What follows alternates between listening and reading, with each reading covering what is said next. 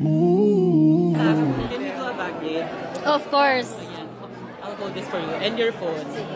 Sana lang masarado ko ito mamaya. So your bag is from? My bag is from Palacio. In person, napakabigat nito. Kaya pag inaway niyo ako tonight, alam niyo na. Ito yung babato mo. Oo. Gusto mong matry? Hawakan? O, diba? Masakit siya. Okay, bag raid. Ayan.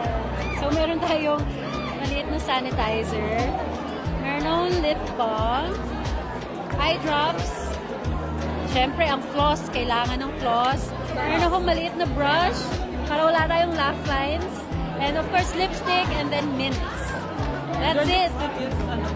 My lipstick, it's a mix of Dior and L'Oreal.